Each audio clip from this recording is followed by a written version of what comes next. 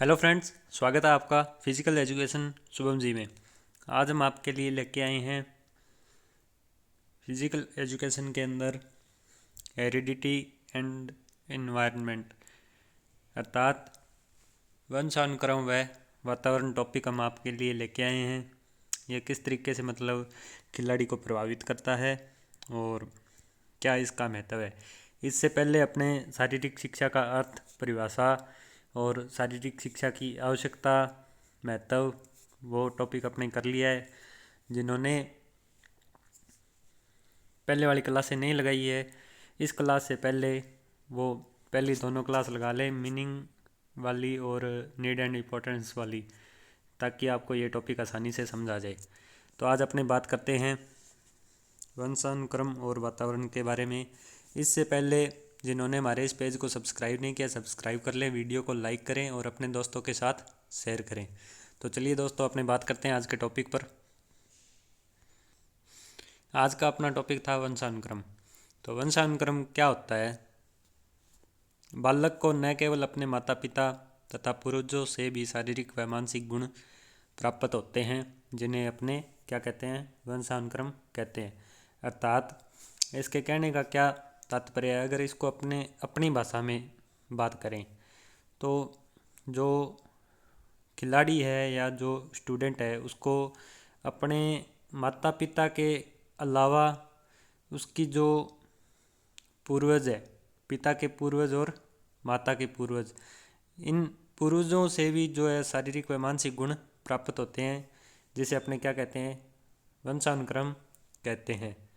तो इसकी जो परिभाषा है वो यही हो जाएगी, बालक को माता पिता के अलावा पूर्वजों से भी शारीरिक व मानसिक गुण प्राप्त होना क्या कहलाता है?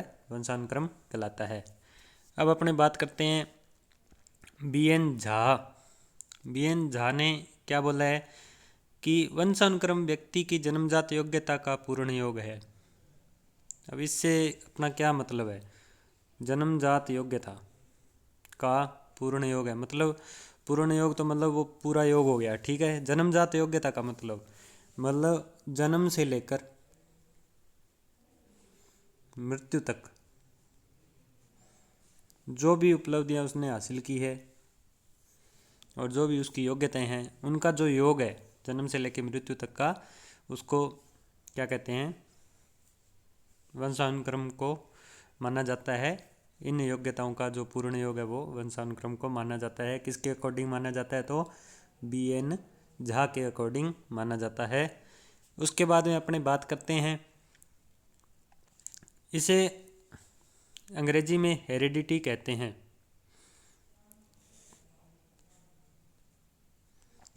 अर्थात वंशानुक्रम को अपने इंग्लिश में क्या बोलते हैं?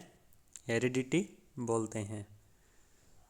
जो इम्पोर्टेंट्स वर्ड है उनको हाईलाइट किया हुआ है और इसके साथ ही अंडरलाइन भी किया हुआ है। तो ये हेरिडिटी शब्द जो है वो किससे बना है? हेरिडिटस शब्द से जो है वो हेरिडिटी शब्द बना है, लैटिन भाषा के शब्द से बना है। और उसके बाद में अपने बात करते हैं कि मनुष्य का शरीर असंख्य कोशिकाओं से निर्मित है। मतलब कि जो मनुष्य का शरीर है उसमें बहुत सारी कोशिकाएं हैं, ठीक है, अनगिनत कोशिकाओं से निर्मित है, परंतु इसका सर्जन एक कोशिका से होता है। जो हेरिडिटी है, हेरिडिटी का सर्जन एक कोशिका से होता है, जिसको अपने जाइगोट कहते हैं। ये मोस्ट इम्पोर्टेंट है। अलग अलग किताबों में इसको अलग अलग तरीके से बताया गया है। अपने बिल्कुल इजी तरीके से इसको लेके चलेंगे ताकि आपको समझ में आता रहे। अब अपने बात करते हैं जाइगोट की। जाइगोट पे बहुत बार क्वेश्चन पूछे जा चुके हैं कि जाइगोट क्या है। तो जाइगोट को अपने भूलना नहीं है, और अगर क्वेश्चन आ जाए तो वो अपना रॉन्ग नहीं होना चाहिए। जाइगोट पुरुष के शुक्राणु महिला के अंडाणु के संयोग होने पर अस्तित्व में आता है। मतलब पुरुष के शुक्राणु और महिला के अंडाणु के संयोग होने से अस्तित्व में जो आता है उसे क्या कहते हैं?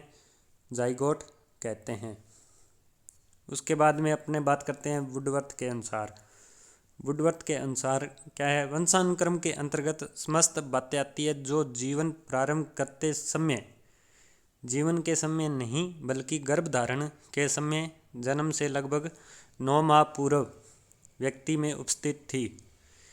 तो इसमें वुडवर्थ क्या कहता है कि इसके अंतर्गत वे बातें आती है जो जीवन आरंभ करते। जीवन आरंभ कब होता है, जब बच्चा गर्भ धारण कर लेता है।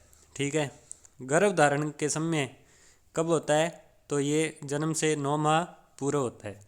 तो इससे लेके शुरू हो जाती है, न कि जीवन के समय से, मतलब जन्म लेने के बाद की नहीं है, ये गर्भ धारण के समय की बात करता है जो अपने वंशानुक्रम के अंदर आ जाती है। उसके बाद में अपने आगे चर्चा करते हैं वातावरण की।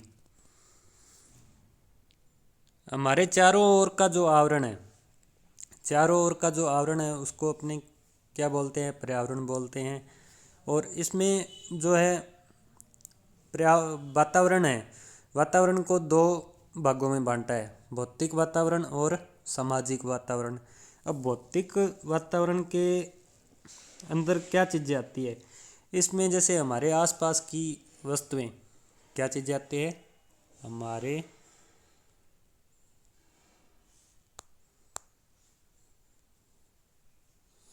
आसपास की वस्तुएं मतलब कौन कौन सी, जैसे पहाड़ हो गया, मकान हो गया, और लकड़ी हो गई। ये जो वस्तुएं हैं, खेत हो गया, पेड़ हो गया, ये वस्तुएं जो है ये किसके अंतर्गत आती है, ये भौतिक वातावरण के अंतर्गत आती है। उसके बाद में अपने बात करते हैं सामाजिक वातावरण की। सामाजिक वातावरण की अगर अपने बात करते हैं तो सामाजिक वातावरण में मतलब जो अपने आसपास बसने वाले लोग हैं, मतलब समाज के लोग हो गए, हमारे आसपास का जो है समाज है, समाज के लोग हो गए, समाज में रहने वाले लोग। और उसके अलावा इनके कार्य, ये जो लोग रहते हैं इनके कार्य हो गए, और इनके जो रीति रिवाज है,